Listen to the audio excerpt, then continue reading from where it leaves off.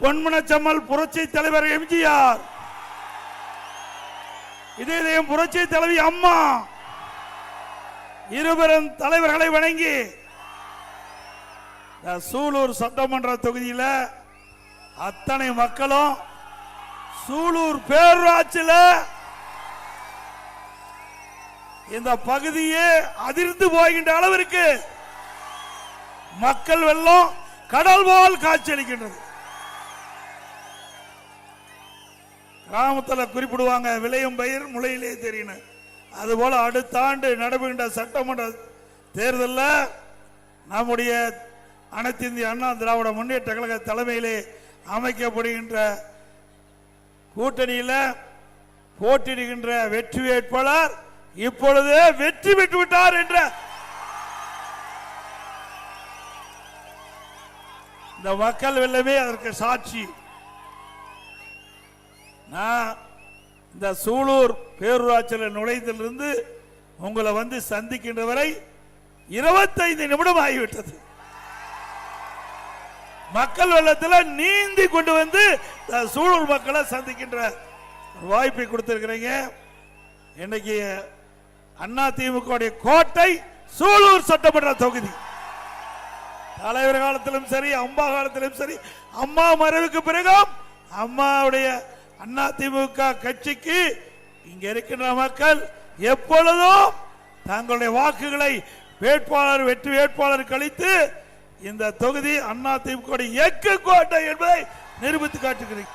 விவசாயிகளே, விவசாய தொழிலாளிகளே, மாநிலத்தை சேர்ந்த சகோதரர்களே, இளைஞர் பட்டாளர்களே, பத்திரிகையாளர்களே, ஊடகங்களே, அனைவருக்கும் என்னுடைய முதற்கண் நன்றி கலந்த வணக்கம். நான் வரும்போது நம்முடைய சகோதரிகள் முளைப்பாரி மற்றும் கும்ப மரியாதை வழங்கிய அனைத்து சகோதரிகளுக்கும் என்னுடைய மனமார்ந்த நன்றி. இன்றைக்கு இந்த பகுதி கைத்தறி, விசைத்தறி, விவசாயம் 3 தான் பிரதான தொழில்.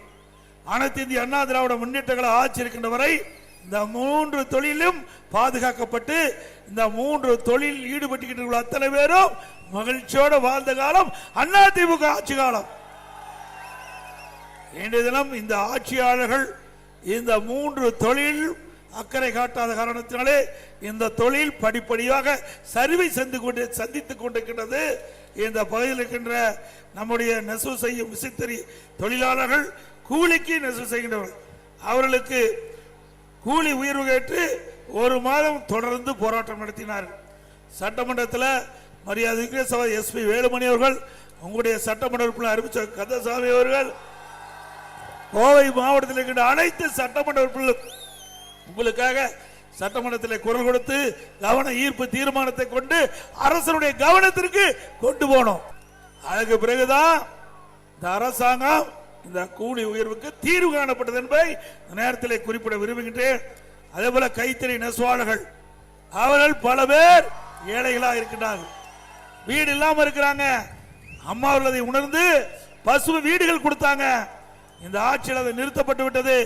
மீண்டும் அண்ணா திமுக ஆட்சி வளர்ந்தவுடன் நம்முடைய கைத்தறி நெசவாளர்கள் ஏழைகளுக்கு, விசைத்தறி தொழில் செய்கின்ற அந்த ஏழைகளுக்கு அற்புதமான கான்கிரீட் வீடு பல லட்சம் மதிப்பிலே கட்டி கொடுக்கப்படும். அதே போல விவசாய தொழிலாளி, ஏழை தொழிலாளி, தாழ்த்தப்பட்ட ஏழை மக்களுக்கு அண்ணா திமுக ஆட்சி வளர்ந்தவுடன் பல லட்சம் மதிப்புள்ள கான்கிரீட் வீடு அவர்களுக்கும் கட்டி கொடுக்கப்படும்.